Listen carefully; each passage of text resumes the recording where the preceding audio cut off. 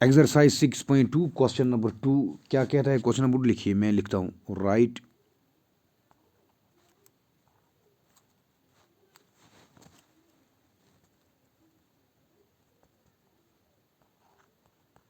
Right a Pythagorean triplet. A Pythagorean triplet के बदले में लिखूंगा PT whose one member is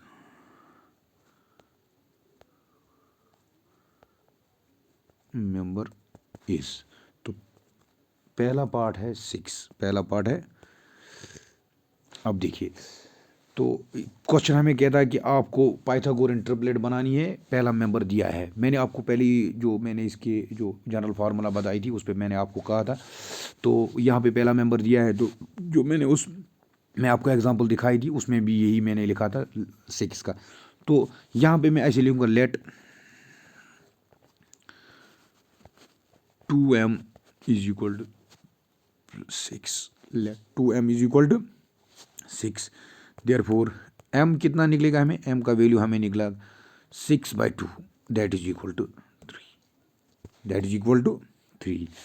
तो आगे देखो, तो पाइथागोरियन ट्रिपलेट हमें मालूम है, एक मेंबर है 2m, तो वो हो गया 2m जो दिया है, that is equal to 2 into m के बदले 3, दैट इज इक्वल टू 6। ये देखो 6 आया।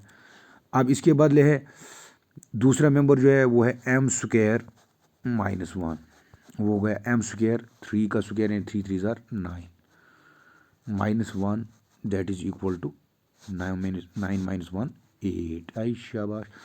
अब आगे देखो, पाइथागोरियन ट्रिपलेट का तीसरा मेंबर होता है m square plus 1, m square plus 1। अब m स्क्वायर का वैल्यू क्या आएगा? 3 3 ज़ार 9 plus 1, 9 plus 1 is equal to 10। तो याद रखो, अगर एक मेंबर 6 है पाइथागोरियन ट्रिपलेट का, दूसरा 8 बनेगा उसका, तो और तीसरा 10 बनेगा। ये आपको याद रखना है। तो हो गया एक पार्ट। अब दूसरा पार्ट देखो, उसमें आपको समझ आएगा। देखो दूसरा पार्ट, थोड़ा स्टिक में प्रॉब्लम हो रही है, ये मैंने हैंडमेड स्टिक बनाई है, इसीलिए कभी कभी ये लिखना छोड़ दीजिए। अब दूसरा पार्ट है हमें 14। क्या है? 14। अब देखो, मैं यहाँ ऐसे ही लिखूंगा let 2m is equal to 14, let 2m is equal to 14। तो m का वैल्यू हमें निकलेगा, m is equal to 14/2, that is equal to 7। वो दबियो तो याद कित पॉइंट m तिकेज m मस्ट 2 डिवाइड मल्टीप्लाई ये यूर निमोन इधर डिवाइड, ये यूर निमोन इधर डिवाइड। अब देखो तो निकला हमें m का वैल्यू 7, m का वैल्यू हमें निकला 7। तो पाइथागोरियन ट्रिपलेट का पहला मेंबर हम होता है 2m, क्या होता है? वो होता है बराबर 2 इंटू m का वैल्यू है 7, दैट इज इक्वल टू 14। शाबाश। अब दूसरी टर्म क्या होती है? m square minus 1, m square minus 1, वो हो गया m square minus 1, m square का वैल्यू 7 7 ज़ार 49 minus 1, that is equal to 48, that is equal to 40। इसी तरह दूसरी term m square plus 1, m square value का होगा 7 7 ज़ार 49 प्लस आएगा 1 इज इक्वल टू 49 और 1 50। तो याद रखो, अगर एक टर्म हमें 14 है, दूसरी 48 निकलेगी, तीसरी 50 निकलेगी। शाबाश। अब देखो आगे,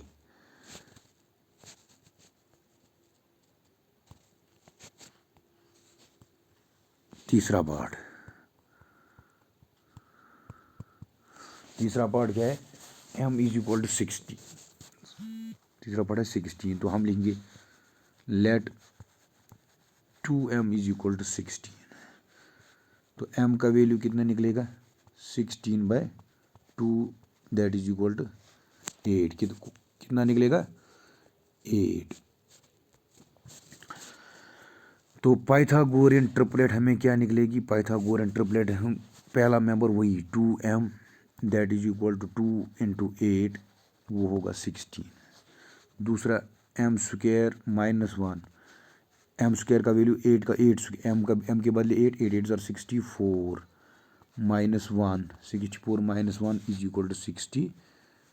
इसी तरह तीसरी टर्म जो है वो एम स्क्वायर प्लस वन, 8 8 ज़र 64, फिर यहाँ लिखेंगे क्योंकि एम का value 8, m square 64 plus one is equal to 64 और वन हो गया 65। तो एक टर्म 16, दूसरी टर्म 63, तीसरी टर्म 65। अब इसी तरह अब करेंगे हम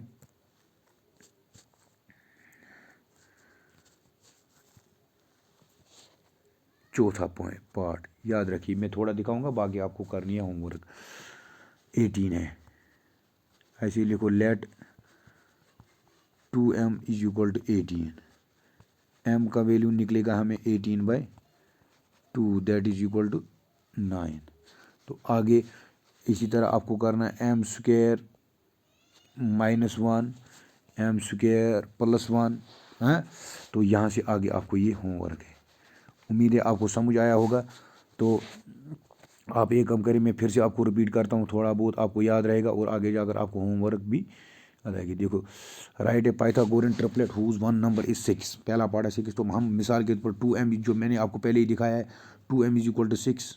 पाइथागोरियन ट्रिपलेट में एक नंबर होता है 2m स्क्वायर, 2m दूसरा होता है m स्क्वायर माइनस वन, तीसरा होता है m स्क्वायर प्लस वन, ये जो मैंने आपको पहले ही बताया। तो मैंने कहा let 2m is equal to 6, m का वैल्यू निकलेगा 6/2 दैट इज इक्वल टू 3।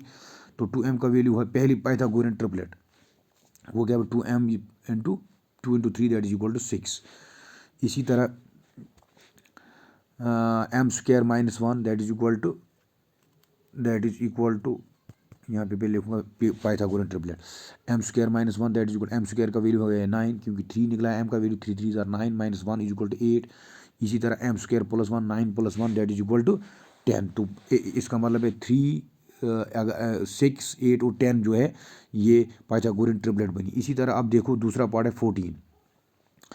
क्या है दूसरा पार्ट है 14। तो अब देखो let 2m is equal to 14, m is equal to 14/2 that is equal to 7। तो यहाँ पे हमें पाइथागोरियन ट्रिपलेट क्या बनेगी, पाइथागोरियन ट्रिपलेट का पहला मेंबर होगा 2m that is equal to 2 × 7 that is equal to 14। दूसरा बनेगा m square minus one, m square हो गया 7 7 ज़र 49 minus one 48, m square plus one 49 plus one is equal to 50 is equal to 50। तो इसी तरह तीसरा पार्ट जो है वो 16 है। लेट हम ऐसे ही लिखेंगे let 2m is equal to 16, m का वैल्यू निकलेगा हमें 16/2 that is equal to 8। Pythagorean triplet 2 पहला member 2m 2 × 8 is equal to 16। दूसरा member m square minus one that is equal to 64 minus one that is, अब 64 कैसा है, m का value है 8 और m स्क्वायर होगा 64 minus one that is equal to 63। तो तीसरा जो पाइथागोरियन ट्रिपलेट का मेंबर है वो है m square plus one, m square का वैल्यू है 64 plus one is equal to 65।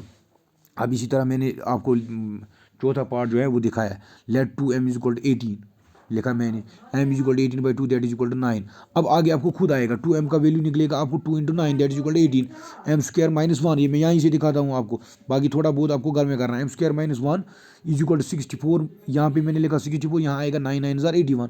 तो बिल्कुल आगे ऐसे ही करना है, बहुत ईजी है। और अगर आपको चलेगा तो पिछली आप अपनी पेज नंबर 106 नहीं 105 देखिए, तो वहाँ पे कुछ एग्जांपल्स दिए वो भी कर सकते हैं आप। और इसके अलावा अगर आपको कोई कन्फ्यूजन है तो मुझे बताइएगा।